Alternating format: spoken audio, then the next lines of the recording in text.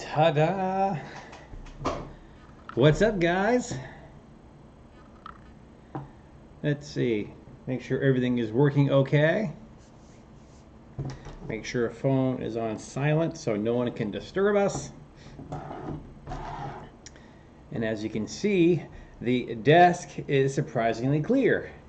As usual, I'll start off with hello.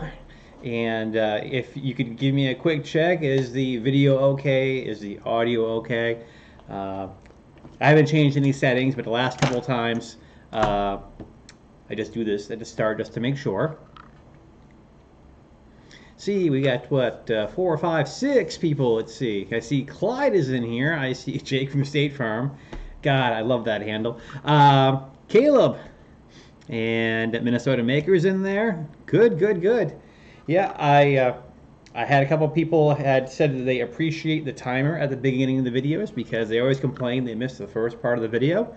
So I guess this is going to be the new Friday night thing. You know, we'll do it at 10 p.m. every Friday, kind of have the formal live stream where I have a couple topics to talk about, but as is usually the case with these things is once, like last time, you know, we got, 15, 20 people in here, and I was just trying to race to keep up with the chat buffer. And last week, James had a really weird 3D model he was trying to work with that looked fine in Cura, but in Simplified 3D, it was all hollow and missing sections. So it was kind of fun to have a participant from the chat say, hey, can you guys help me? And everyone was like diving in to help him out. And he sent me the model. We played with it over here. And I thought that was really cool. So if this is what this turns into, being kind of a community chat, hey, how can we help each other out? Cool. I like that. So there we go. More of the same over here. I did manage to get the CR10S moved over off the table. I'm trying to decide what I want to have on the table next. That's one of the things that's kind of up for discussion. Well, first of all, let me start off with the basics. Hello, if you've never been here before, my name is Paul. This is my shirt. I can't talk. See, this is why it's great when I do videos. I can just cut that out and try again. Anyway, my name is Paul. My channel is Where Nerdy is Cool. And obviously, I'm big into 3D printing, R2 building, BB-8 building. That's actually going to start getting back up to speed, come to think of it. And I got to get the bat suit ready for the Bango Comic and Toy Convention. It's about the only con we really have in the area, and I'm looking forward to do that. Oh, well, there we go. That is certainly... Hey, Mr. Butram. Hello? So your wife gave you permission to spend money. That's fantastic. Wow. Well, Caleb, I mean, you obviously have done this in the past, so if you want to indulge with your new spending privileges and hit the donate button, feel free. Sorry, I cracked myself up. If you catch me stretching and doing all of this, it's because this gym thing I've been doing for the last year, my workout partners are in their mid-20s, and the fact that I'm keeping up with them impresses me. The fact that they keep wanting me to come back to the gym at 7 a.m. doesn't impress me.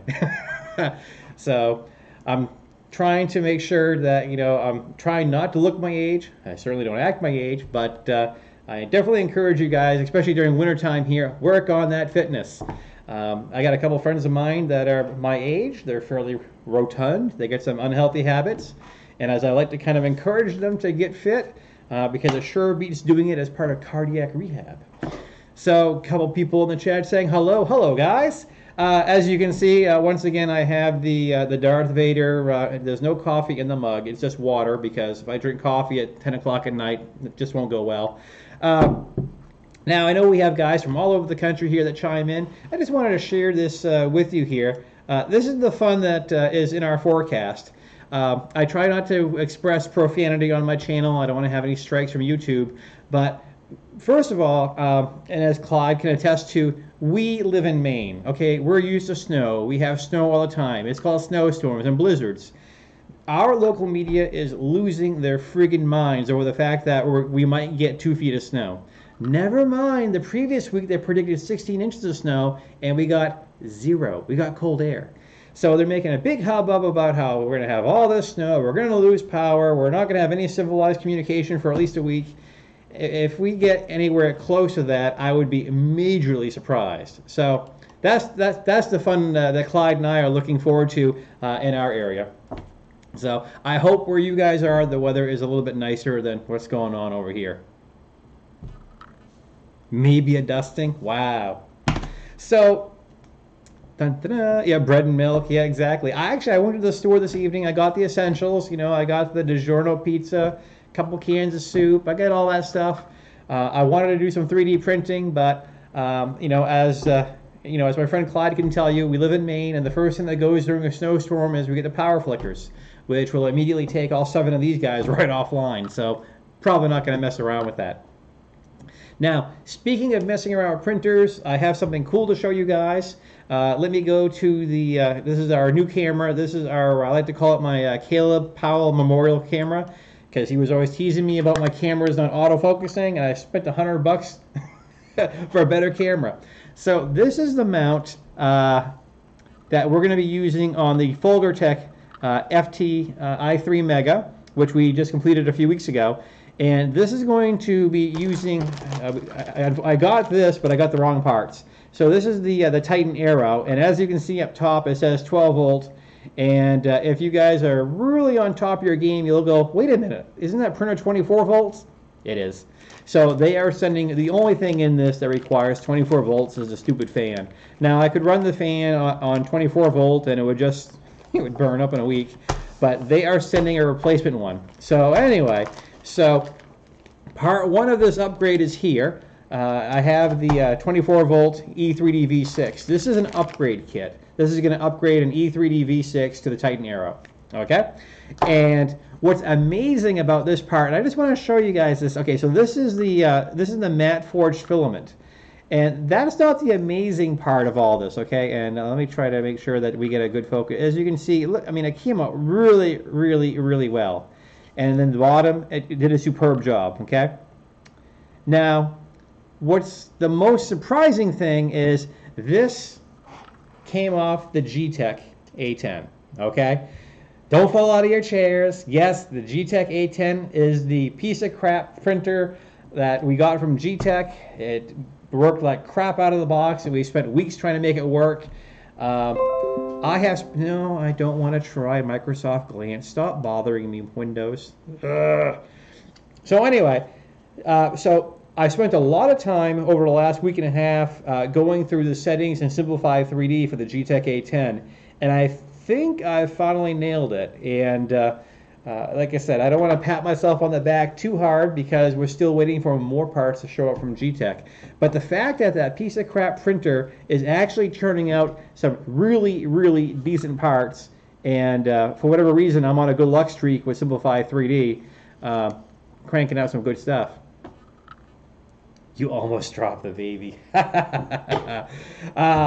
So anyway, so the GTech, I feel like the GTech is almost all dialed in. And for those of you that are not familiar with my trials and tribulations with the GTech A10, when it arrived, it came out of the box with the knob not working.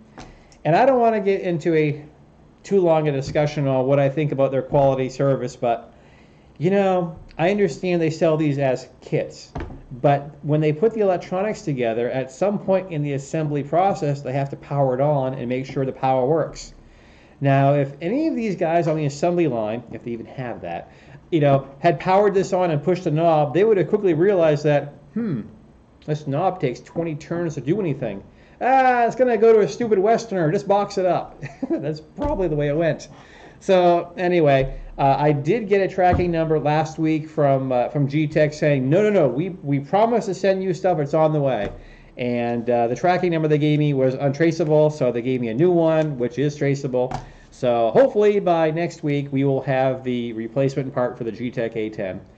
And I don't know.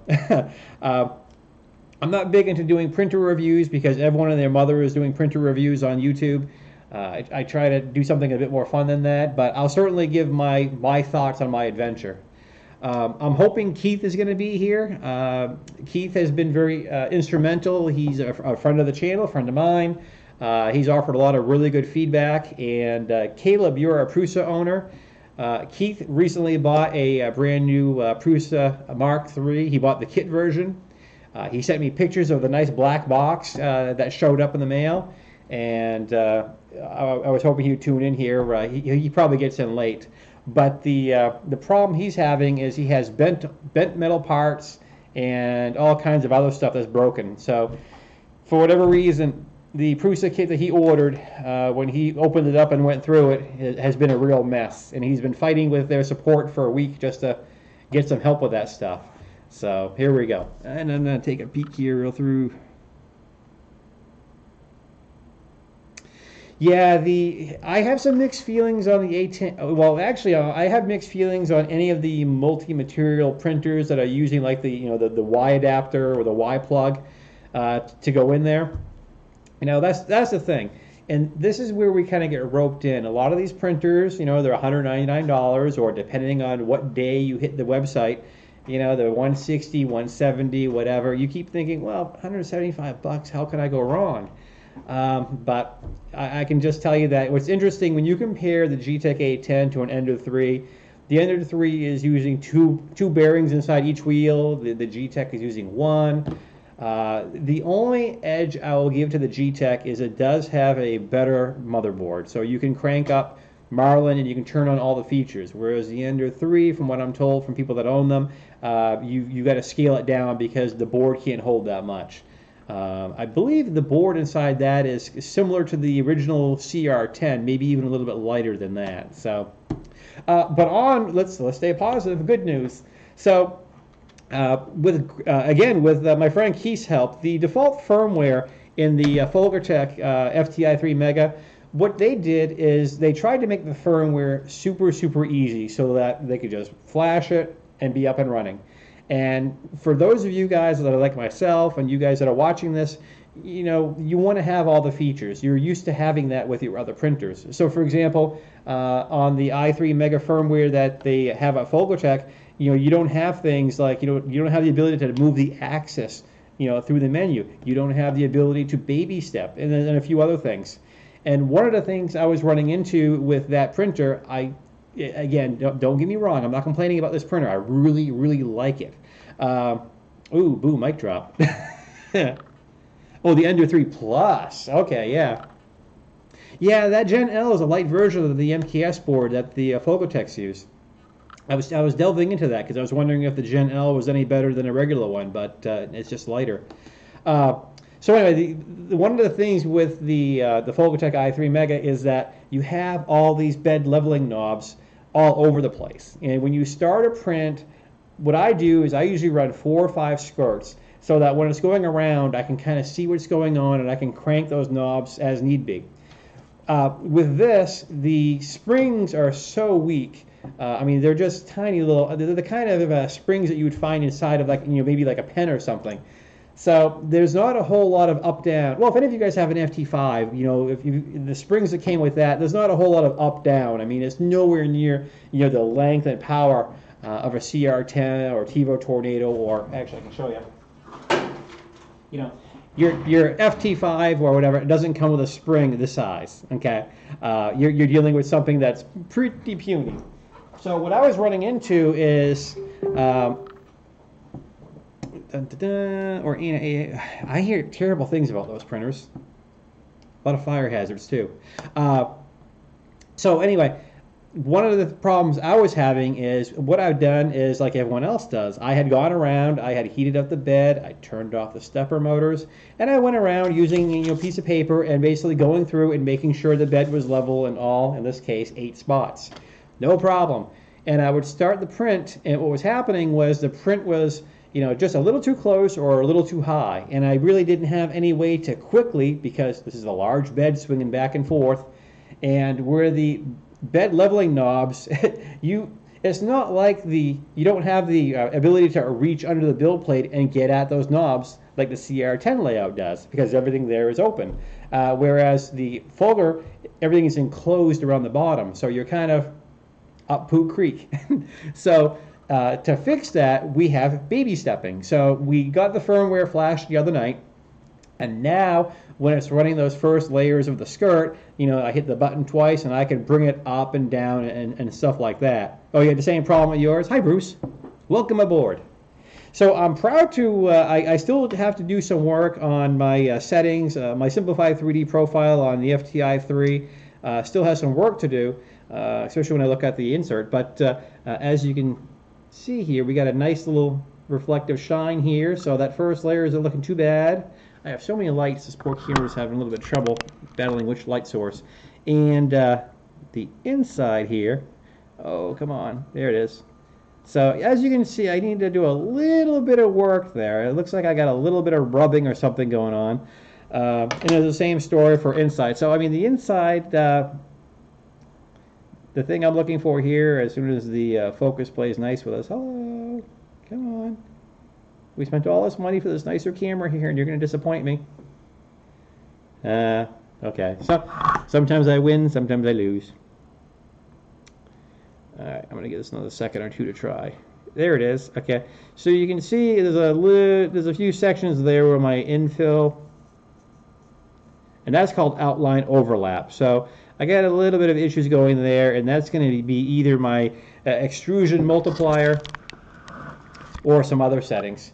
So, but again, you know, for the fact that, you know, I've only done, I think this is print number 6 on that printer. I walked back and it focused. That's all it needed. That's all it needed. This camera will not work unless Caleb is present in the room. That's funny. So yeah. So the printer is looking really good. I think what I'm looking forward to doing on that project, like I said, we added a switch to it. I noticed a couple people in the FolgerTech group that have posted saying, hey, I'm waiting for parts for my FT-i3 Mega. Which I find interesting. I know he's buried, absolutely buried with the FT6 deliveries right now. But a few people have reached out to me and asked, "Hey, how did your FT-i3 build go? What did you change? What would you change?" I told them the only problem we had was no power switch. We just thought that was kind of I don't want to say lame, but I mean the printer needs a switch, in my opinion. And we had one of those large bearings that was faulty. And it's interesting because someone else reached out to me and said, yeah, was it the large bearing? I said, yeah, as a matter of fact. He goes, okay, yeah, that's what's going on with mine too. So I don't know, maybe if he just got a bad batch, or, you know, if you buy 1,000 bearings, you know, maybe 1 or 2 are going to be bad. And it's just the rules of anything mass produced. So, and then the other thing, like I said, we're still working on, this is a 12 millimeter easy ABL. This is the smaller version. Come on, focus. So the goal of this is going to fit into our, and this is where our Titan Aero is going to go. And what's interesting about the Prusa design is, of course, these guys are where the I don't want to call them wire ties, but you know what I mean, the nylon straps. So from the old one, it'll just be a matter of snapping, you know, clipping those out, putting this guy in there, clipping them in, and then, of course, these are the belt holders. And then it's just a matter of getting the Titan Aero in there. We're using the same stepper motor, so we shouldn't have to mess too much as far as worrying about extrusion steps. I still got to do a PID auto tune on that guy, but things are coming along pretty nicely. And it's nice to have a free spot on the desk. Oh, the other thing I wanted to share with you guys, let me bring it up on monitor number 2 here.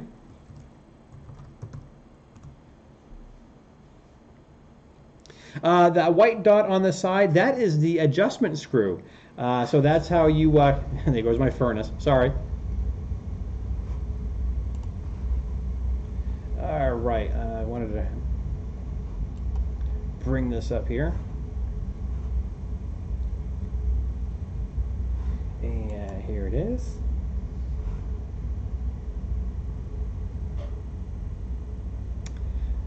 And zip ties. Yeah, I know. Yeah, I know. You know, it's interesting you say that, because when I was watching the induction sensitivity, there we go. Thank you, Clyde. Clyde, you have saved me. You are the guru of terminology. You will wear that hat for the next 30 minutes. Congratulations, and may God have mercy on your soul. So there. Yeah, zip ties, that was one of the things when I was looking at the Prusa kits when they first came out, when I saw the zip ties around the bearings, and I thought, God, that just looks so cheesy. But I can tell you, now that I've put one of these printers together that has one, the idea that I don't have to take apart the the sides of the X carriage if I want to replace the print head, that's pretty good. So there we go. I did get an email this week from ZYLTech. You guys can be proud of me. I'm saying ZYLTech, not ZYLTech. I'm saying ZYLTech. Had a great conversation with her. You may recall in last week's Friday Night Nerd Chat, I told you that I had reached out, and they said, yeah, we'll keep you in mind. We definitely want to do something with you. So this came out this week.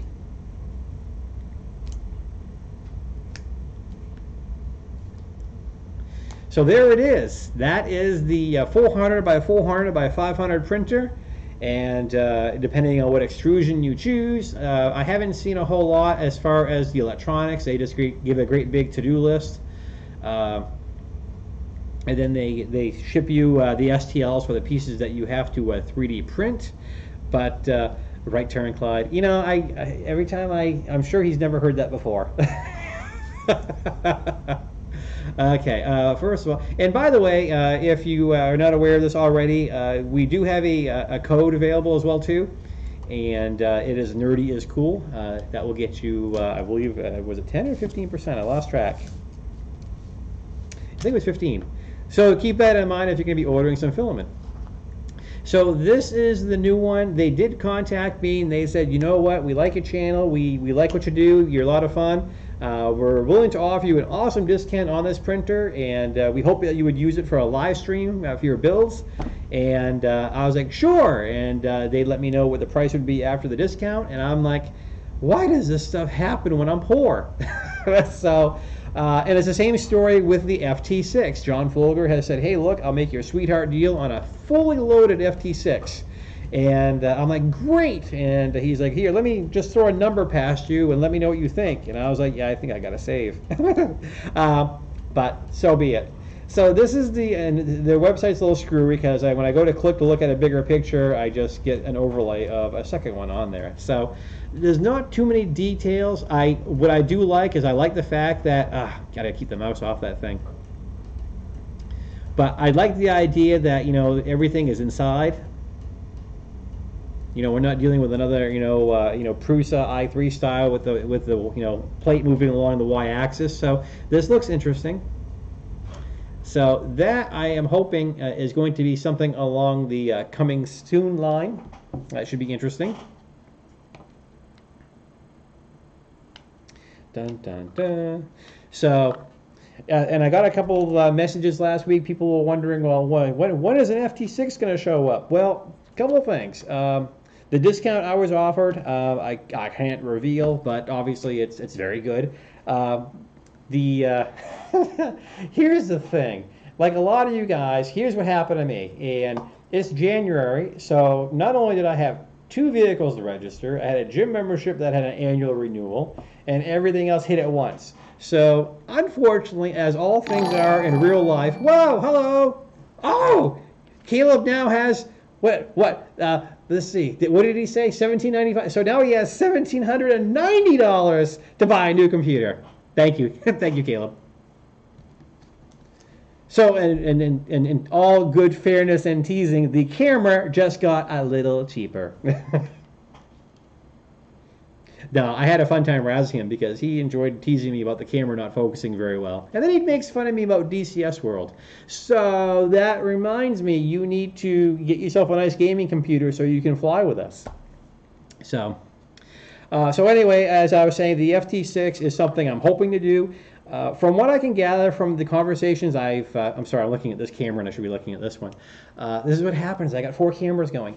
Last I saw, he was trying desperately to get all of the December orders out and shipped. I guess he was back ordered, or there was a back order on the Pi monitors. I think the 7-inch screens. I'm sorry, 7 inches. Yeah, no, 7's right. So he's playing catch up on that. Every now and then he'll shoot me a message on Facebook Messenger and say, hey, what's up? Or I'll do vice versa. So there's a lot of, if you're interested in this printer, the FT6 printer, If you're not already a member of the Facebook group, there's a lot of great posts every day. I know there's a lot of back and forth about, well, here's, everyone has a different way of how an assembly manual should work. So I've seen some exchanges where, a guy's had, I don't know if he's an engineer or whatever, he's had a lot of critique, and they kind of ride the line between criticizing and offering suggestions. But again, when you're reading this stuff on Facebook, you can't tell someone's tone of voice or inflection. So I read it as he's offering a lot of constructive criticism. I know there's been some responses where people think he's being hard on Folger. I don't think that's the intent. I think he's just trying to make sure that if any of us are following in his footsteps to build this printer, he's offering some really good ideas. So, dun, dun, dun. Let's see, look through the buffer real quick. Yes. Yeah, we can talk about computers for a second. I bought last year, I'm an IT guy, and what I like is, I like building my own systems. The problem is I'm like a lot of you guys. I've got a million things going on in my life, and I can't keep up. Outside of Linus Tech Tips and a few other YouTube channels I watch, if you were telling me, okay, Paul, let's put together an awesome flight sim or an awesome editing PC, what would you get? I don't know the motherboard specs right now. I know the i9-9900K is the kick-ass processor right now. I know the faster the RAM, the better. I know that the 1080TX has been raised by the 20TX. Blah blah blah blah. So I wimped out last time around. I just went to Lenovo. I saw their gaming systems, and I'm like, $1,400. Let's do it. And I can upgrade the thing no problem. When it showed up, I put a new M-SATA SSD in there. The only thing I did on that Lenovo when I purchased it is I bought the biggest video card it would allow me to buy. I bought the 1070, and I just figured, you know what? The rest I can upgrade.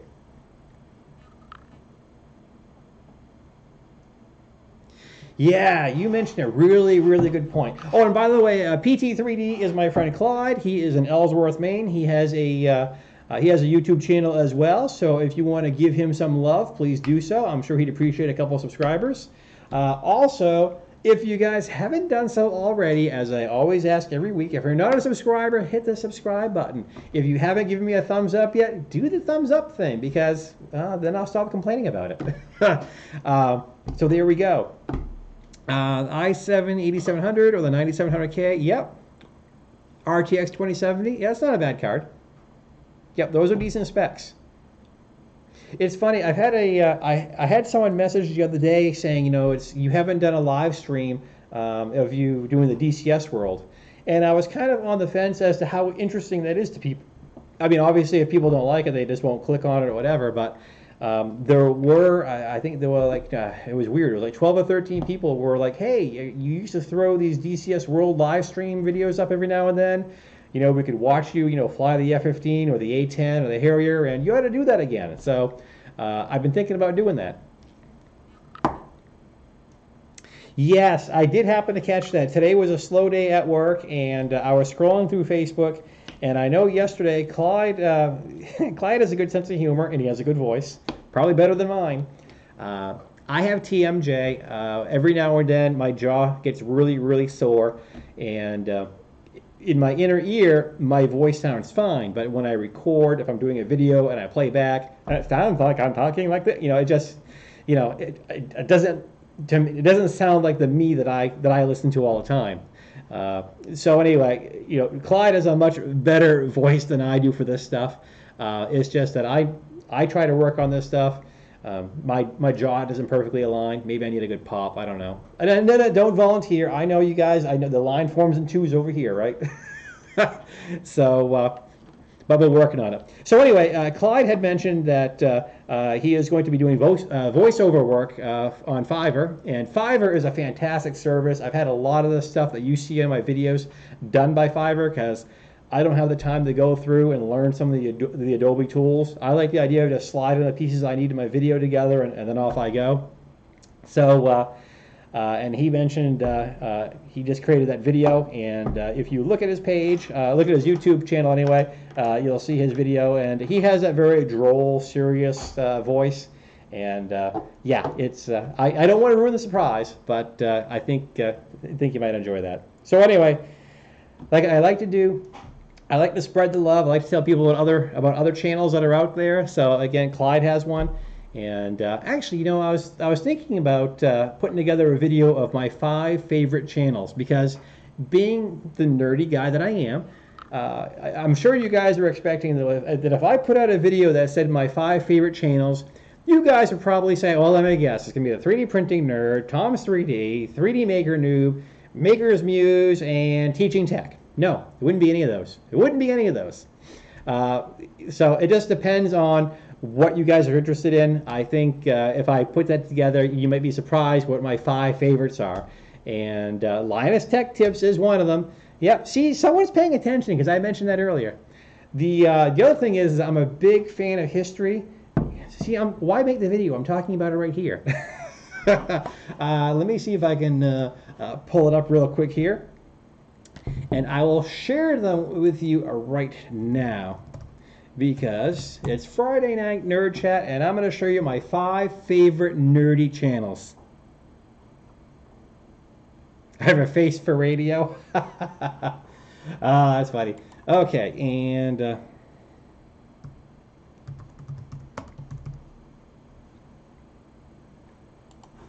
where is he? Okay. This guy has a lot of subscribers too, so I think here we go. Okay, so like I said, this is all nerdy stuff. So here is one of my first ones, okay? And like I said, if you guys are taking notes, and by the way, I don't know these guys personally. I just know that here's how I found these. When I go to the gym, I warm up. Sometimes I'll do 15 minutes, sometimes I'll do 20 minutes of very steep, high-intensity cardio on the treadmill to warm up. Then I go play with the barbells and weights. So during that 10 to 15 minutes, I'll go through my phone and I look through my favorite channels, and then I'll find that. So here's my first one that I definitely recommend. This guy is the history guy. And all of his videos are usually between, you know, usually, I don't know, he does some that are 5, but they're usually between 10 and 15 minutes long. And this guy's fantastic. I'm one of those history fans. I don't know if any of you guys out there are history buffs, but I thoroughly enjoy this guy. I have a radio for faces. Nice. Okay, let me go back here. Now, so that was number 1. Let me go to my other favorite one, because I think, especially after we just been talking about computers, I think you'll appreciate this one even more. Let me see. Okay, and let me go there. All right, this is a really good one, especially if you're into, like I said, there's one of these things here about the zip and retro storage and what have you, explaining computers. This guy is from the UK. I don't know. I can't think of the words to describe him. He's very matter-of-factly. He's very professorly. Maybe he's a professor. I don't know. But he has a lot of interesting topics about Raspberry Pis. He does a lot of the single-board computers, like Arduino, and talking about how solid-state hard disks work and things like that.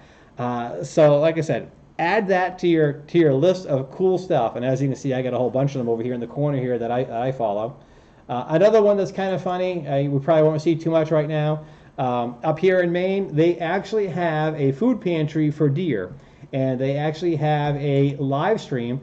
And of course, right now it's going to be probably pitch black, unless they light it. I can't remember. But they leave food out there for the deer, and yeah, there it is. And yeah, so there we go. It's currently 17 degrees. There is no wind, and it looks like we have 3 deer that are grazing on native oats that they feed them. How cool is that? Yes, that's right. You came here to my live stream, and you're seeing deer live from Brownville Junction, Maine. And all right, so moving on down my list. So we covered the history guy. If you're a history buff, and like I said, your attention span is 10 to 15 minutes, that guy's fantastic. Explaining computers, he talks about all the new tech, old tech, retro tech, you name it. His videos tend to be about I don't know, about 18, 19 minutes long, but again, very, very good. The other one I wanted to share with you, if you have any interest whatsoever in DCS world, the guys to check into is these guys right here, the Grim Reapers.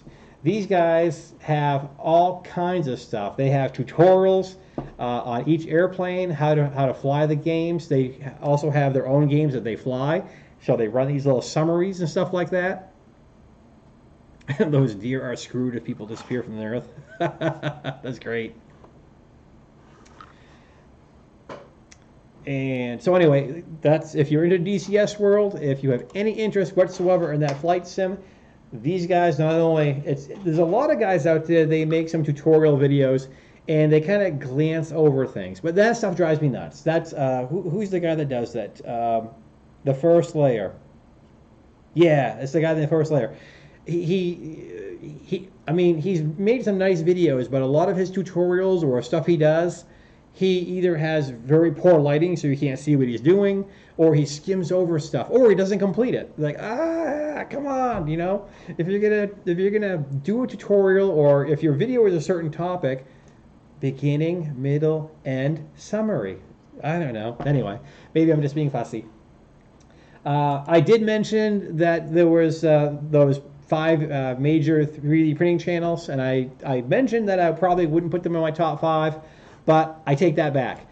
I think of the bunch, I still think Tom's is the best, and I don't need membership. Stop it. What is it with everything being pop-up lately? So anyway, the only thing I don't like is this should, to me, if you're going to have your YouTube channel laid out a certain way, list your newest stuff first. I don't like that default thing here. But he had a nice interview over here with the developer of Octoprint, and he just, lately to me, I think he's just doing it really well. He does YouTube 100%. He has he's got the ability to get these wonderful interviews with the E3D guys. I can't remember his name there. He's got the crazy hair. He's got the Trump hair. I can't, is it Sanjay? I can't remember. So, of all the 3D printing channels that are out there, of course, minus this one, of course, I like this because Tom, not only he makes his reviews, he teaches you how to do stuff, and he's also really, Sanjay, thank you. I mean, I like a channel that I can learn from, and this guy, I think, does it very, very well. Maker's Muse does a good job with it as well, too, but I think with Tom having the engineering background that he seems to have, I kind of give him the edge. Okay, so what was that? So was that number 3, number 4? I've lost track here. So I got the history guy. I did him first. The other one that I'll mention just briefly, if you're into any kind of aviation, I think this guy is absolutely outstanding. I know I have a couple pilots out there that have asked me about my flying and stuff like that. Flight Chops is where is at. Make stuff, yep.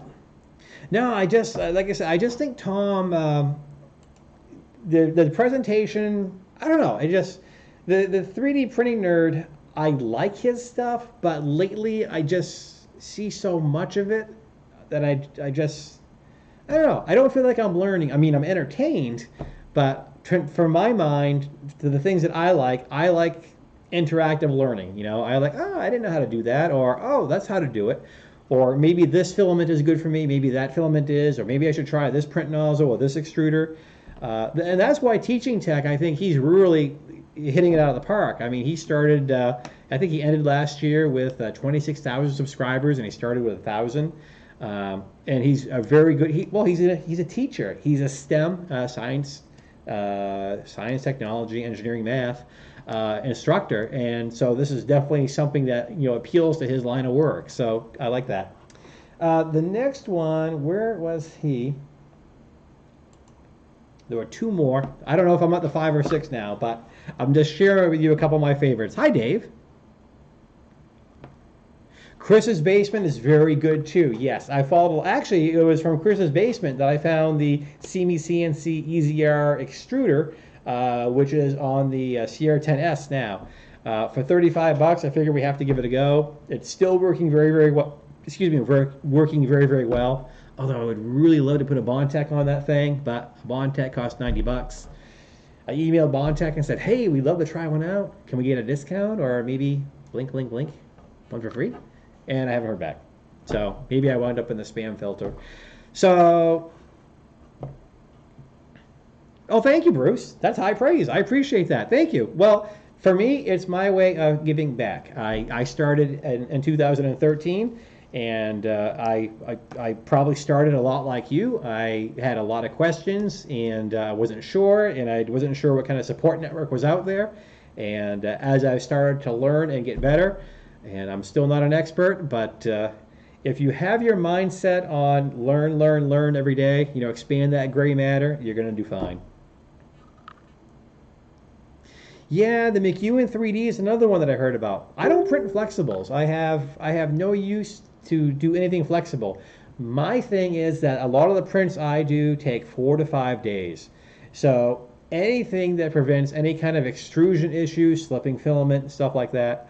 You know, most of my stuff is PLA, PETG. I'm tempted to try ABS, but I don't have air filtration down here, so I don't want to mess with that. That's interesting. That's good to hear. So I know who to bounce questions off of.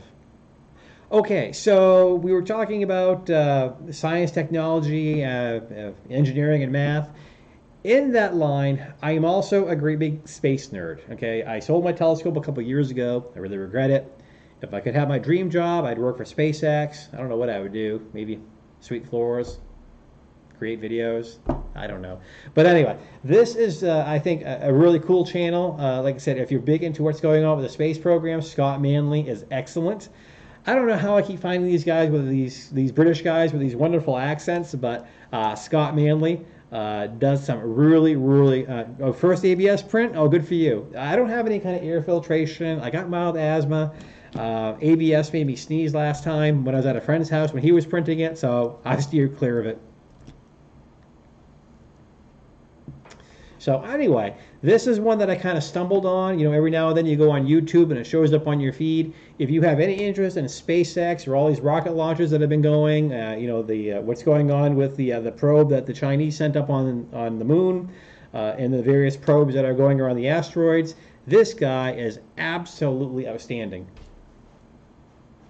And they said, no problem, send us $90. I know, well, you know, what can I say, Andy? It's one of those things where it's like, hey, I'm a puny, tiny little channel on YouTube, but I would love to take your Bowtech on my CR10, which I'm upgrading real soon, and compare it with my $35 extruder and match them up side by side and see how they do. So, you know, it never hurts to ask. So anyway, Scott Manley, if you're interested in any of the science of the rocket launches and stuff like that, he is awesome.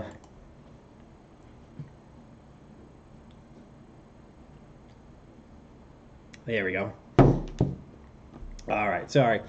Had to get myself a little water going here. 17 viewers. Wow. Hello, guys.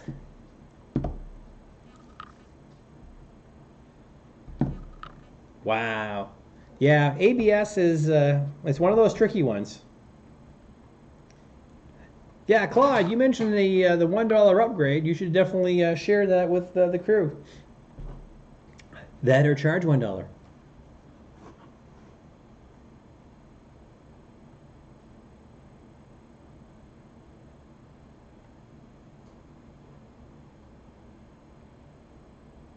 Just looking through my list here. No, I think I gave you the 5 that I like the best.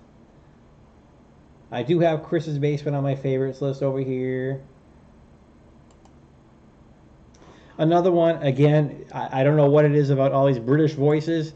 Let me go over here, is Curious Droid. For, again, if you're interested in all this history of aviation and space exploration, really good stuff.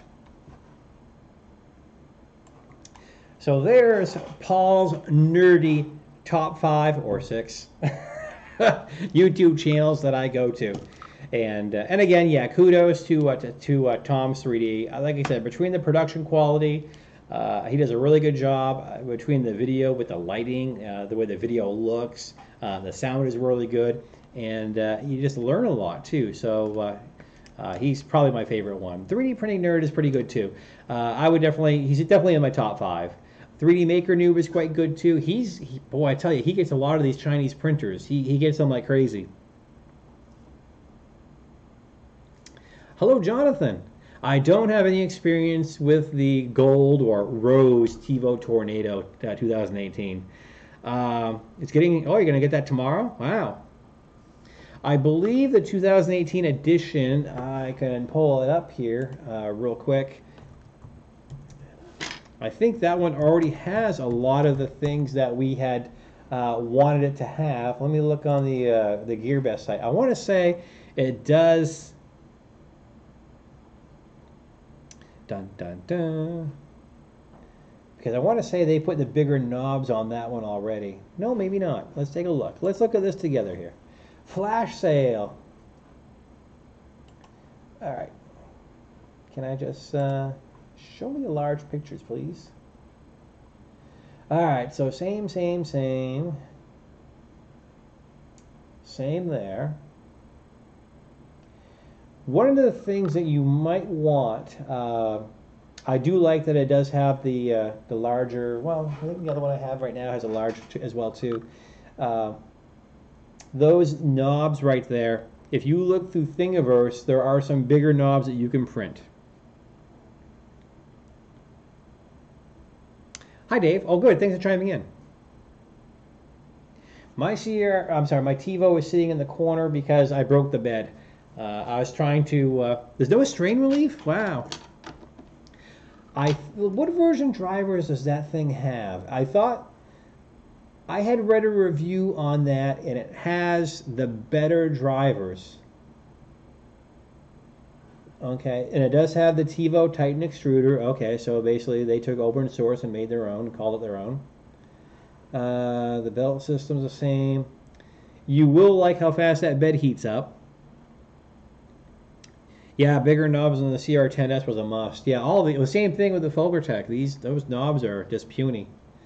Let's see. I'm trying to remember what changes they made to this from. Well, it looks like he'd sent me a message the other day saying, "Hey, we have a new one out.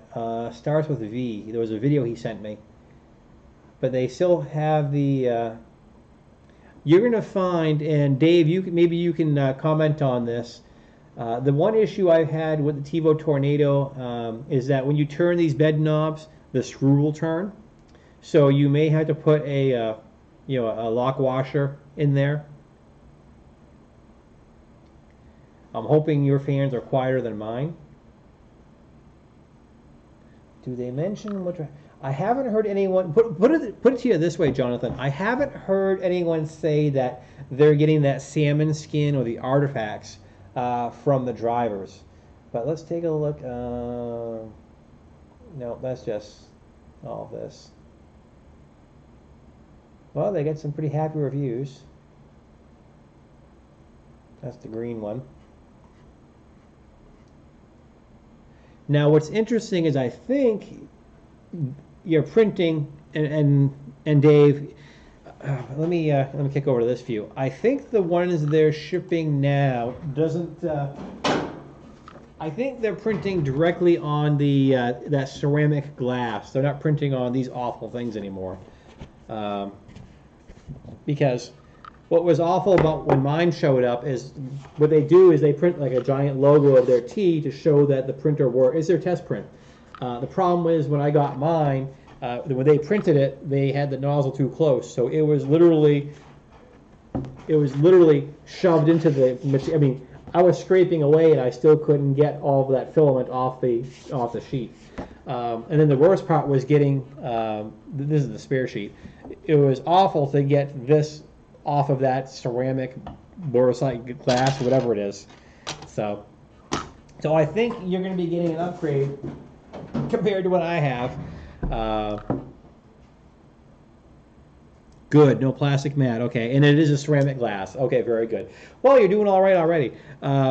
I haven't tried printing on ceramic glass. I'm a big fan of, and I know I show this a lot here, because people ask me when they see the printers, they're like, what print surface is that, Paul? And I said, it's the Manley Robot polypropylene bed. And I'll provide you with the link here real quick. I don't get anything for this link. I'm not a affiliate with him. And this is what print surface I'm having awesome luck with. I'm using it on everything except the Ultimaker, because the Ultimaker has a much smaller bed size. And the Ultimaker prints on glass, and because of the clips, this would not fit because it's a little bit too thick. Captain tape, I suppose, would work, yep. Yep, there are mixed reviews. And it's funny because I had a conversation with Tim at TH3D about this a while back, and you know, it's funny when he pops up and says he wants to have a phone call. We have usually an hour and a half, 2 hour long conversation. He said he had no luck with it. He goes, I couldn't make anything stick to that. And I said, really? I've had no problem. If anything, anytime I'm a little bit worried about a larger print not sticking to it, I just hit it with hairspray. But so far, the only issue I have with that is that Manley Robot polypropylene. It's very similar to God, what am I trying to think of here? It's if you do any kind of electronics like motherboard mounting or whatever, it's kind of like GR10. It's like a fiberglass board. I don't think that's what this is, but that's what it reminds me of. So, but what I do is on that surface, after every print, I take the rubbing alcohol, I take a microfiber cloth, and I wipe it down, and that's it.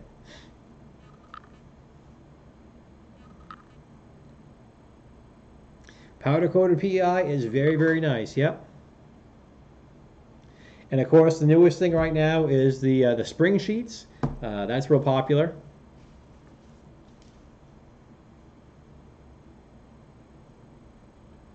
You know, it's interesting, you know, because Clyde makes a good point, and Mr. Butrand makes the same point as well, too. I've had people that have told me I've had no luck with those polypropylene beds. I have people that have bought PEI sheets, and they swear how awesome they are. I put one on the Ultimaker, and I just couldn't make it work. And then a while back, one of the first videos I made, I did a review on lock build, which is basically identical to what that TiVo surface is. And I had a terrible time because a lot of the stuff I'm printing is huge, and a lot of it is attached to that build plate. And if I, you know, it's not like I'm dealing with prints where I'm printing something like this upside down where I don't have a lot of stuff touching. You know, I'm printing stuff like BB-8 domes and parts and panels. So I had a really difficult time getting stuff off of that mat. Yep, glue stick, you know, for the longest time on my Ultimaker and also for my CR10, because the glass I had that came at mine worked okay. I bought a bunch of the, do I still have them? I went to Harbor Freight, I bought a bunch of these, and I basically took Elmer's wood glue, and I went to like the 1/10 mark on the bottle. I filled the rest with water, shake it like crazy to dilute it, and then what I would do is I would take a small brush, I would paint that on the bed, I would turn on the bed, I'd heat it up to 70 degrees, and I would watch that dry on top, and that would be my kind of my super cheap PEI, you know, print surface, and that worked really good. Magigoo is a newer one. I haven't tried that out yet. Theodore, what are you doing? All right, you want to be part of the picture? You can be part of the picture. Everybody, internet, Theodore, internet. My 1-year-old beast cat. All right, well, since he's running around and being an idiot, I figured you guys could see what I deal with. What are you doing, buddy? Yeah, I know you were up here earlier. All the pens were on the floor. It's the one thing you got to remember about having cats. They live in your home. You stay in your home. You go to work, and they claim it all for themselves.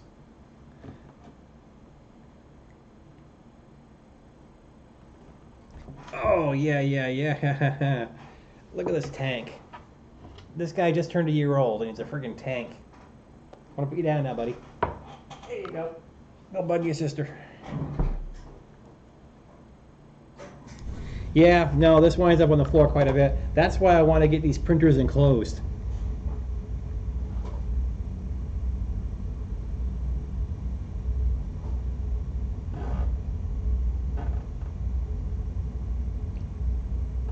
Again, apologies for the furnace running. Well, I was looking through and I didn't see where our friend Keith has joined yet. I was really looking forward to an update on his Prusa kit. Dun dun dun. I was looking at the video and I noticed that we have 7 thumbs up. We have 17 people viewing. It would be awesome if you guys could give me a thumbs up in the corner below. And if you aren't already subscribed to my channel, you should click subscribe and become one, because I do stuff like this every Friday. Plus, every week or two, I try to crank out a video. I got a bunch of stuff in post-production I need to finish. I've been doing stuff on Octoprint Anywhere and a few other things. I mentioned I was going to do a video about my favorite videos or favorite YouTube channels that you guys should be checking out. And well, I kind of did that a little while ago. Do I have a thought about making other costumes for the 501st? Well, if you have a local garrison that you can link up with and talk to, am I going to make others? I don't know. I don't know right now. Right now, I really want to focus on getting BB-8 at least further along than he currently is. In a stack of parts back over here. The Stormtrooper suit that I have is from ATA Armor. Of course, nowadays you could probably 3D print something, but I can tell you that I would much rather buy a ABS plastic 3D, trooper kit versus trying to make my own. But as you can see in the, and of course I can pop over the other camera over here. Dun, dun, dun. There's my 2 Stormtrooper helmets, and of course a bunch of the BB-8 domes. There's 4 more on the bottom shelf that you can't see. The fun story about the Stormtrooper armor was I had a gentleman reach out to me a while back, and this is years ago, and I've lost track of time here, but I soldered together and put together from a kit my own R2-D2 lights. The front logic displays, the blinky light in the front and the ones in the back. And I did it over probably 2 weeks, during the evenings. I'd come downstairs, I'd throw in Tron Legacy in the Blu-ray player, and I would just zone out and start solder away and do all the wiring and chipsets or whatever. And a guy saw my YouTube videos showing my progress. And yep, the Tesis ones. So anyway, this guy messages me and he's like, what would you charge? If I bought the kit and you put it together, what would you charge? And I said, oh, I don't know, man. I mean, that was like 2 weeks, and it's probably about 20 hours of work doing all that stuff. He's like, I understand that. He goes, and I'll make it worth your while. He goes, are you into the 501st? Are you into trooping? I said, I'm not really into the dress-up thing. I just like building the robot. He's like, tell you what. He goes, I'll send you the kit, and in 2 weeks, I'm going to send you a big giant box. If you like what's in the box, you can have it, and then you can send me the lights when they're all done. If you don't like it, if it's not your thing, just send it back. Okay, cool.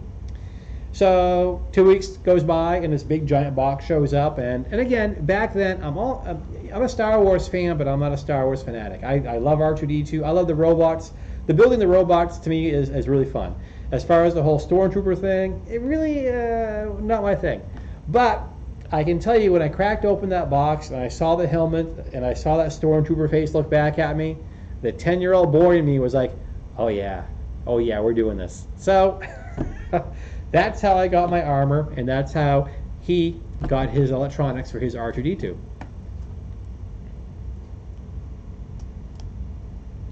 Yeah, there is a life form scanner. Oh yeah, there's a whole box of parts back here.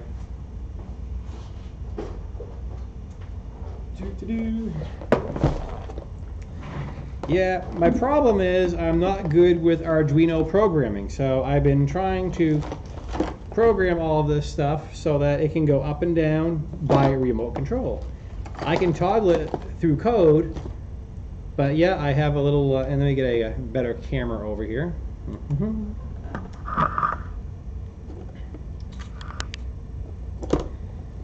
So, and then I got all these riser. See, I got the Arduino, the Arduino in here, and I got the Bluetooth chipset and all kinds of stuff. And of course, we have the little scanner, we have the little lighting that goes in over here. So, yeah, I've had various bursts of energy where I've worked on this, not worked on it, not worked on it. This has probably been the hardest part, has been the lifter. I've had people reach out to me and say, you should make more of those. And I'm like, no, I should 3D print this to make it a whole lot lighter. But basically, we have a 12-volt motor here, which spins this pinion. And of course, we have a limit switch here and here. So when this very fast motor kicks on, this goes up top. Yeah, then the servo here just spins this guy back and forth. So, oh yeah, so if you saw that in the background and you were wondering, what the hell is that? That's it.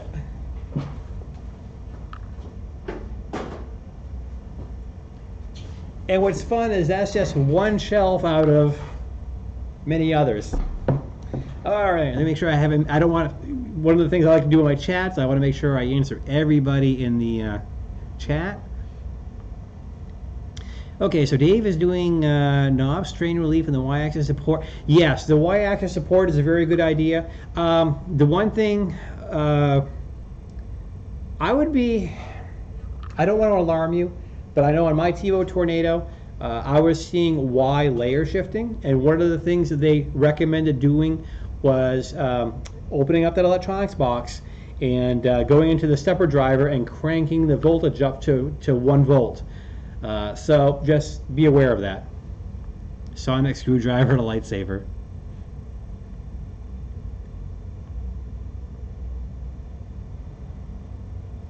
Yeah, Jonathan, okay. Yeah, Jonathan, don't be upset. Doctor Who is one of those ones I keep hearing about that I should be watching, and then people mention to me, oh, it's been on for 30 years. Well, where the hell do I start? You know, it's like telling someone they should be watching Star Trek. Well, should I watch the original series, Next Generation, Voyager? I mean, so that's always been my difficulty with Doctor Who.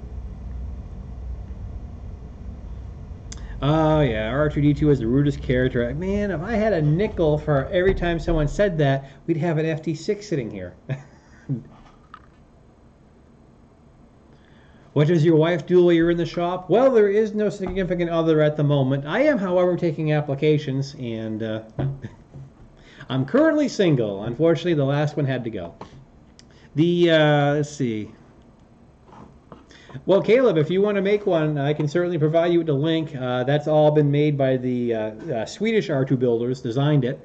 And they have all the files, they're SolidWorks files. So if you want to play with those, you can also convert those SolidWorks files into STLs and print them out.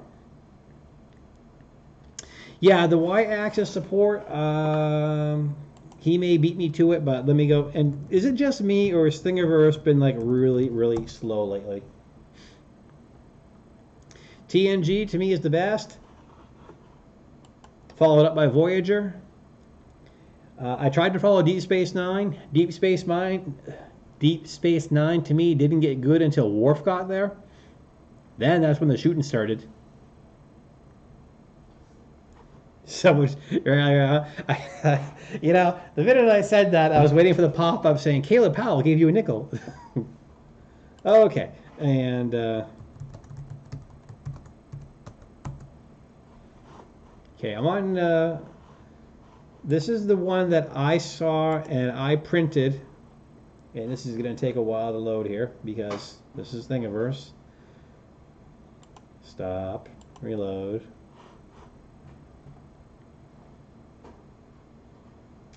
Doobie doobie doo.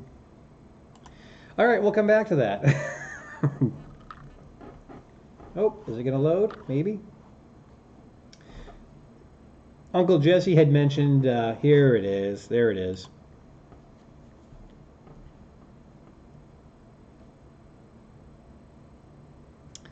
Hey, Todd. Those videos would be on my old channel, which is still out there.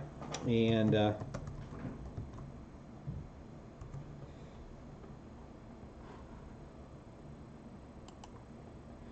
me, there it is right there. Where is it? It's somewhere in here. I'm not very active on this one anymore, but as you can see from the Ultimaker original, some of these are a little bit dated. Let's see, remember I started, here we go, rear large display. TSYS version 2, and again, these are like 6 years old. But that channel is up here. If you pause R2D2, no dash with R2D2.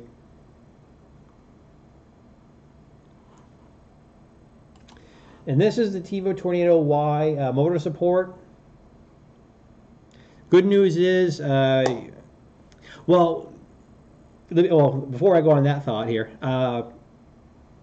basically once I got R2D2 done, I just wasn't doing a whole lot of videos.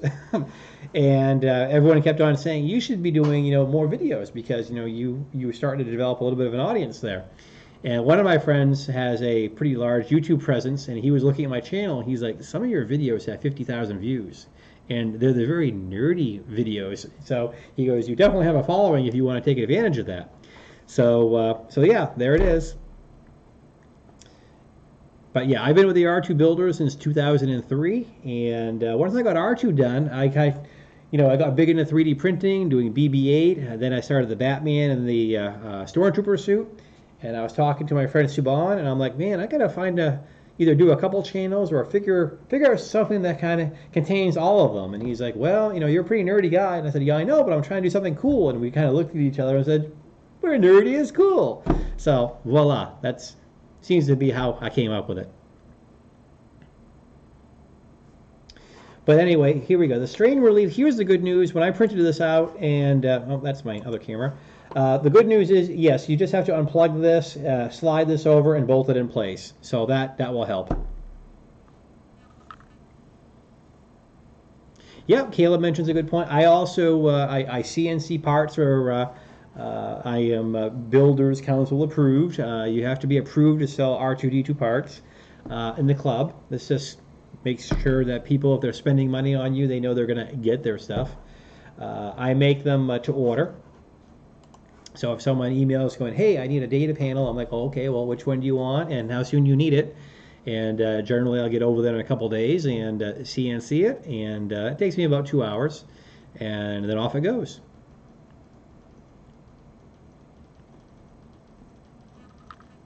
Looking through the buffer here real quick to make sure I'm not missing anyone's questions. What's on the other shelves? Well, that will have to be next week's episode. No. What's interesting is I downsized on my R2D2 stuff. I sold my second R2D2 actually a year ago. And when you build one of these R2D2s, it's interesting because people will ask me, they'll say, I see you have an R2D2. I see you've been all over the place doing charity events with it and stuff like that. How much have you spent on that? And I tell them that I have spent over $10,000 on that R2D2. I've had to replace the frame and various upgrades along the way. And they're like, holy cow, you wrote a check for 10 grand for that R2D2? Like, no. It's like when people, buy, they buy an old car and they refurbish it and, revitalize it and what have you, or if they buy an old airplane or a boat. I mean, it's just, I started piece by piece on my R2D2 build. And it's a labor of love, and that's just how it works out. And I had the second one because when you build one of these things, it's just like with us with our 3D printers, okay? We bought a Tevo Tornado, we bought a CR10S, and then when someone else says, hey, what would you get? For example, I mentioned, when I got my CR10S, I was very happy with it. Clyde said he was looking for one. I'm like, well, you know what? I don't know if you're looking for something that's big or not, but I've had a really good experience with this thing, and if I were you, I would get this, and there's the and part, okay? So you have that experience. So if I was going to build another R2D2, here's a few things I've learned from running one for 9 years, what I would do differently. I would try to make it as light as possible. I'd stay with aluminum, et cetera, et cetera, et cetera. So R2D2 number 2 was going to be an improved version of the first one. And as it worked out, course, these things like boats and airplanes are money pits. You don't make any money doing R2-D2 events. Everyone and their brother wants you to show up with that robot, but no one will give you a nickel for gas money. And if any of you jerks send me a nickel right now, I swear to God.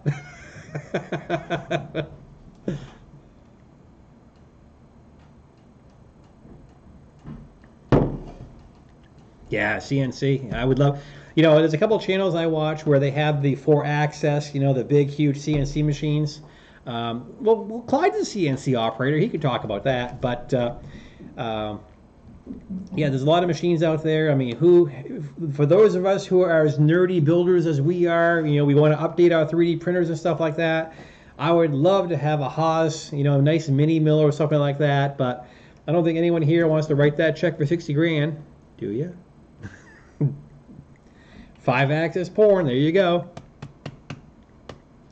Yeah, what drives me crazy is I need some aluminum parts to upgrade my FT5 and some other printers. And where I work at a university, I am across the street. I am literally 45 feet away from a building that has 5 Haas CNC machines. And if I ask them to make anything for me, they won't do it because they can't compete with the private sector. And it's just there for students. So apparently I haven't made the right friends. Vaders are very expensive. Yeah, you need to be tall to be a Vader. I don't know how tall you are, Caleb. I have seen some guys that were like 5'2" by big, huge lifting heels. Don't do that. If you want to have those giant lifter heels, you'll look just like Naomi Wu.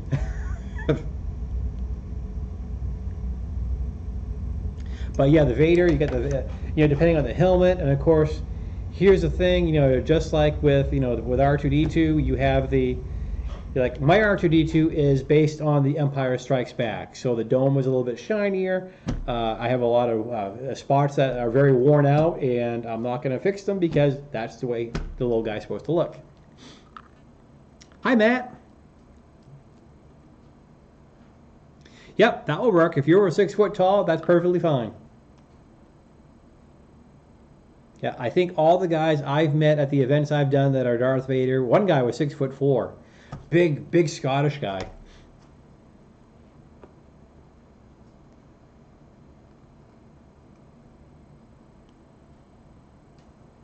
I'm preparing to build the mostly printed CNC if you have pair parts. Pair parts? What are pair parts? That's got to be a typo.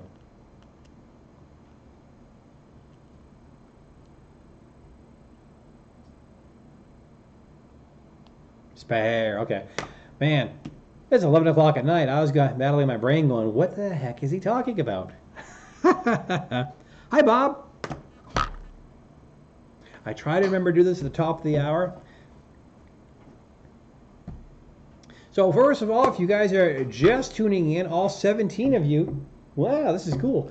I wanted to say good evening. Welcome to Friday Night Nerd Chat. We've been going on and on. I've been talking about my projects, my 5 or 6 favorite YouTube channels that you should probably be watching too, because you're nerdy like I am. If you've never seen me before, hello, my name is Paul, and this is my channel where nerdy is cool. I'm located up here in the grand boonies of Maine, not far from the great woods of Maine. Essentially, this is Hoth, okay? The only thing we're missing is the AT-AT walkers, and the Tauntauns. But yeah, they'd freeze by the first sector. So there we go.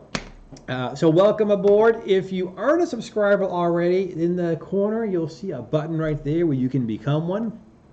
Don't want to miss any of my videos, right? The other thing is you will notice down there's also the thumbs up button. I'd appreciate it very much if you give me a thumbs up because YouTube likes that stuff and I just think it's cool. And look, we got 13 thumbs up. How awesome is that? So don't really have anything specific we're talking about tonight. We're just kind of chit-chatting and I'm watching the buffer to see what you guys want to talk about.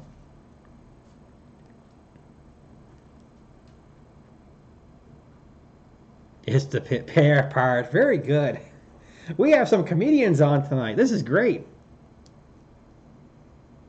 See, I'm glad I'm doing this at 10 p.m. because most of you guys are in a different time zone than myself and Clyde and others are in.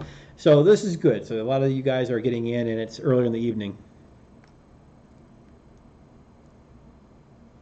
MPCNC. I'm always funny looking. Yep. You know, it's interesting. Oh man, hello rhomboids. The good news is I've lost 41 pounds and I'm down to 179 pounds. And from going from not being a weightlifter at all to I was able to lift 210 pounds on the bench press today. And I did it several times. And I felt great. But now, not so much. But anyway, I don't think I'll ever have that Thor body and Thor curls or whatever, but it's the dead of winter and we gotta get in shape. One of the best upgrades I did to my CR10S was the micro Swiss nozzle. That went in really, really slick. It was fairly inexpensive. So if you're looking for a suggestion on some upgrades to print with PETG, I have very good comments to say about the micro Swiss hot end.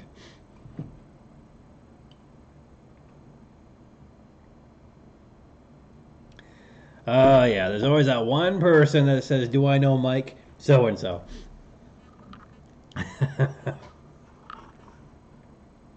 That's funny. You know, it's, here we go. I mentioned we cover everything. Years ago, I worked at a restaurant and with my best friend. And if you've ever waited tables, you appreciate a hostess that will seat you kind of staggered. Doesn't fill your section all at once. But this little old lady did it her way. So what did she do? My friend Tony got his entire section filled all at once. And he was unhappy about it. And what was interesting was that day we were informed that the intercom system was not working. So if someone had called and needed to be paged, the hostess would have to go in and yell.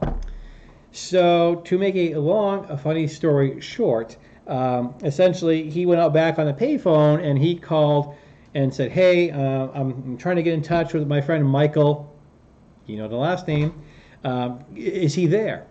So the annoying elderly hostess goes into the dining room yelling, hello, attention, has anyone seen Mike? And the room, you could have dropped a pin. And so anyway, that's my funny story about the Mr.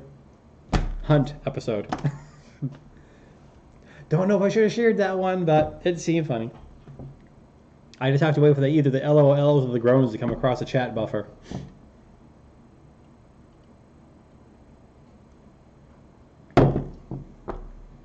You want a cookie? Ah, the micro Swiss hot end? That's not that spendy. That's like $69.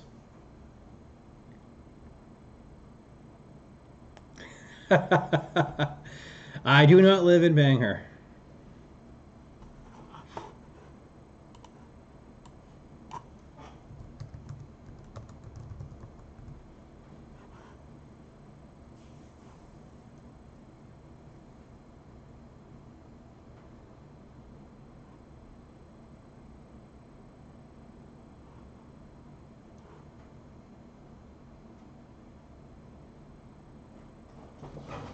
Oh, it's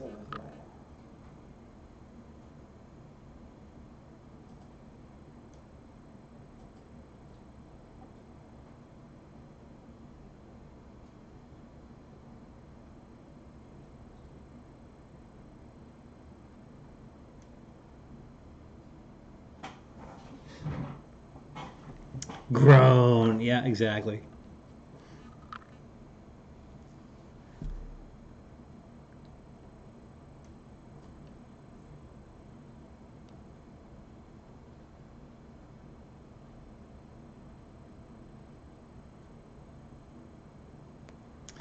Well, you refuse to take apart a working printer? Man, I got news for you. I've taken apart just about every one of these things. Well, technically the GTech was never really working when I got it, so.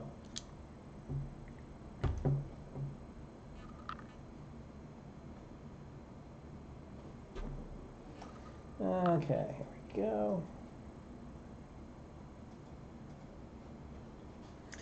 What was I doing on my other computer? On my other computer, I am watching my channel, and what I'm doing is I'm looking and I'm seeing how many thumbs up there are.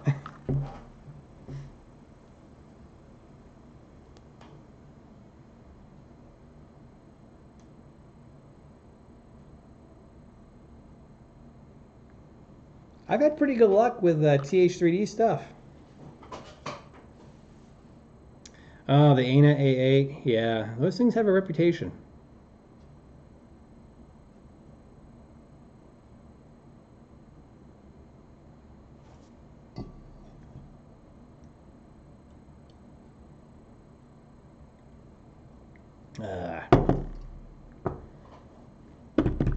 Yeah, I'm trying to remember.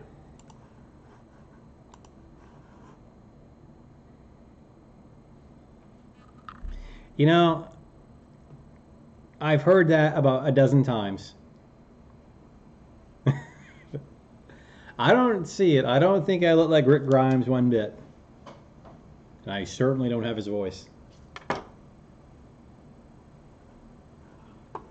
So if you guys, any of you guys are just tuning in, let me share with you the fun that we have going on in my neck of the woods here. So this right here, and by the way, if you are not already a follower or have liked, go ahead and give Where Nerdy is Cool on Facebook. Give it a good old like. But look at this. Look at the fun coming my way. 18 to 24 inches of snow. Now here's the funny thing, and I mentioned this earlier in the chat. We're up here in the boonies of Maine. When you think of Maine, you think of snow, you think of wilderness. We get snowstorms all the time because that's what winter is all about. But up here, our local media is going crazy. Oh my God, it's going to get snowy. Well, it's January in Maine. What do you expect? So anyway, that's what's going to be going on Saturday night into Sunday in my neck of the woods. So if any of you guys have a private jet and wish to haul me to someplace tropical, say South Florida, I'm game. Let me know.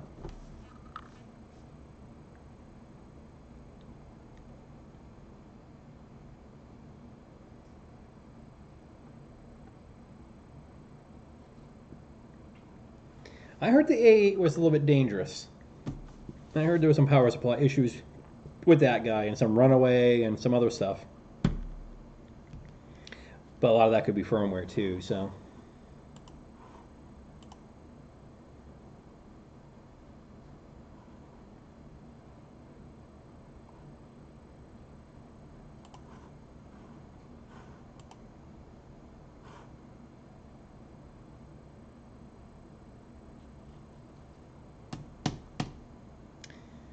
Ah, yes, my flying. Well, remember we were talking about trying to free up some money for, you know, some of these new printer builds we want to do? Yeah.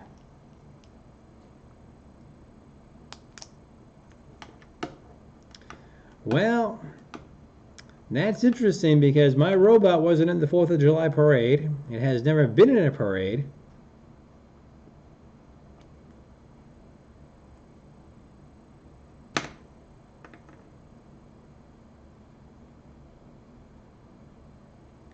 So, keep on rolling, Jenica.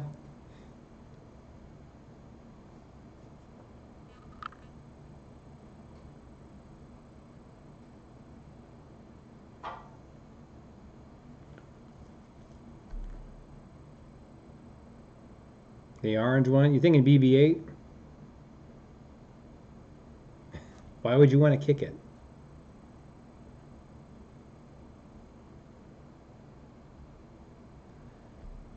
Yeah. All right, what's going on here? Let's see.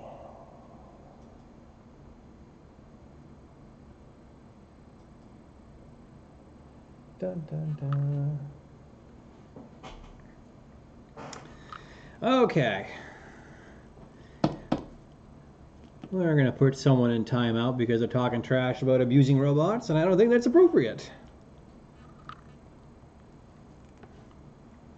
So there we go. And again, I saw this today. I don't know how much you guys enjoy dry humor, but I just couldn't resist sharing that. Dun, dun, dun, dun, dun. I know. A dad joke, right?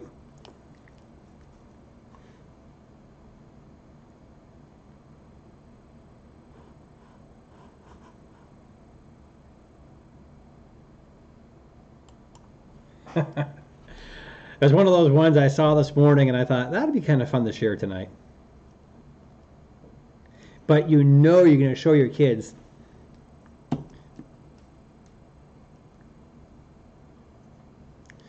Well, if it's running fine out of the box, most people will tell you, yeah. I mean, there's no need to, if it ain't broke, don't fix it. However, if you know there's some improvements available, why not?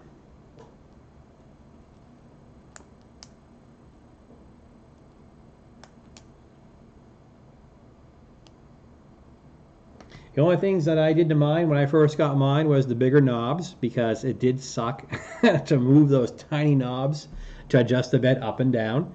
And then, of course, there was the whole concern about the wiring harness on the back, so that was definitely done. Oh, I'm glad you mentioned the hot end, because the micro Swiss, I was going to pull that page up here real quick.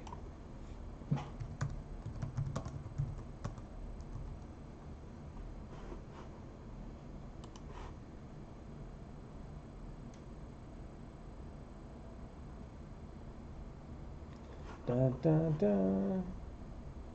There we go. Well, hello, John Smith.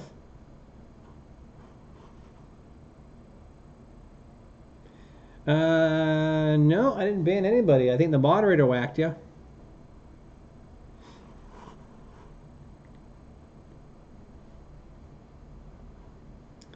Okay, and here we go.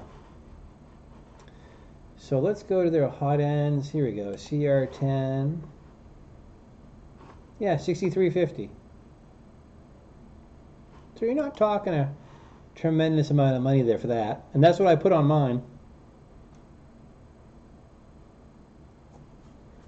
If you have an original CR10, let me pop back over here. Okay, so if you have an original CR10 that uses the Manley board, and the Manley board would require a bootloader if you want to upgrade it. If you have a CR10S, the dollar fix first, yeah, that's true. Yeah, mine was, I kept on getting some weird jamming going on mine. And that was when I was having trouble with PETG. On the stock hot end, and I tried to clean that thing out, and I just decided, you know what, between the PTFE tubing that came with it and everything else, I was like, let's start over, let's try something new.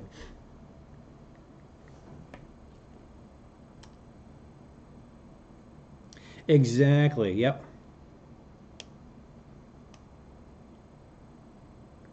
PETG I was printing at 238.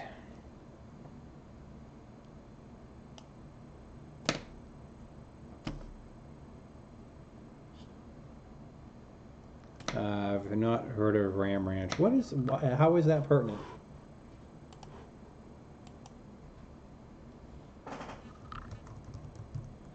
All right, and then the Micro Swiss. Let's see. What else did I find on that?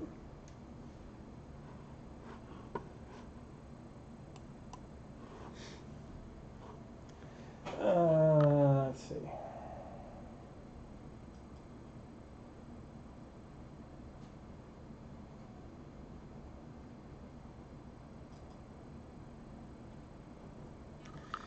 All right.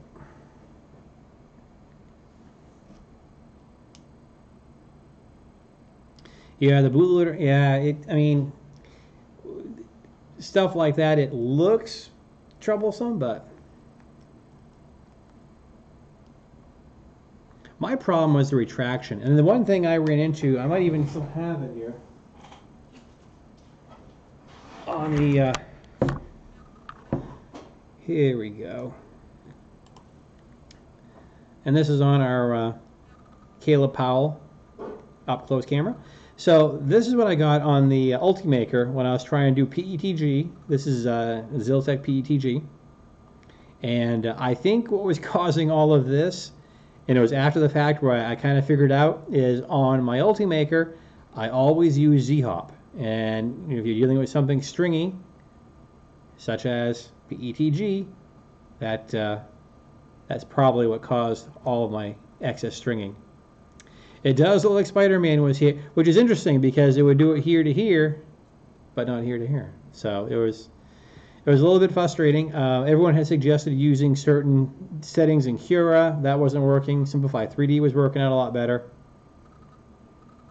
I mean, everything else came out quite nicely, but boy, that stringing was tough to overcome. So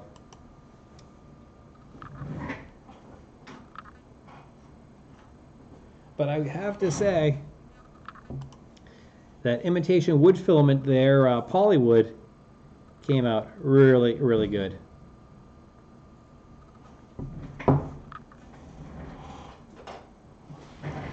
Probably my favorite of the prints.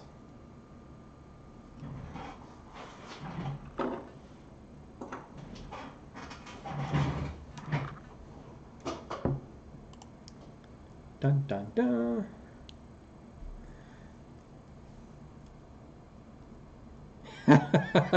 Well, that's a lot for a heat gun to take care of.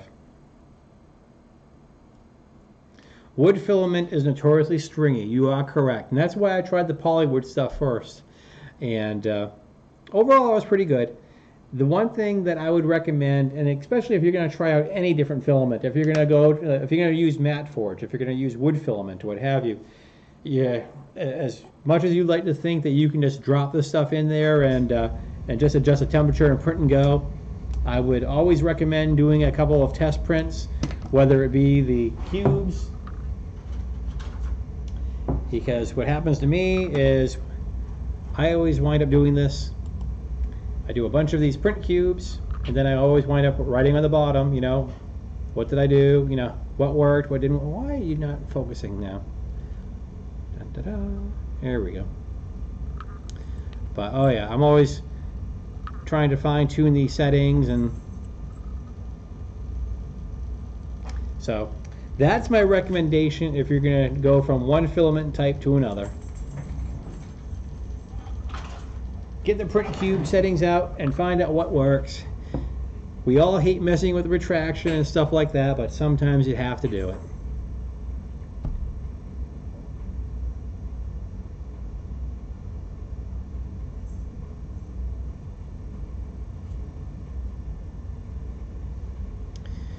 Okay, I gave the boot to the intrusive person there, the John Smith or whoever. So I apologize for that, gentlemen, ladies and gentlemen. They will not be down for breakfast.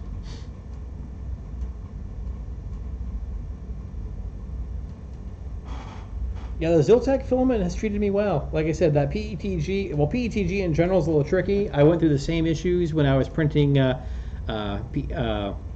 ColorFab engine.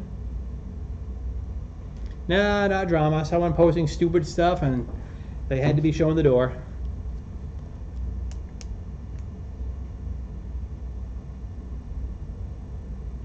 Just a troll. We largely ignored them. There goes the furnace again.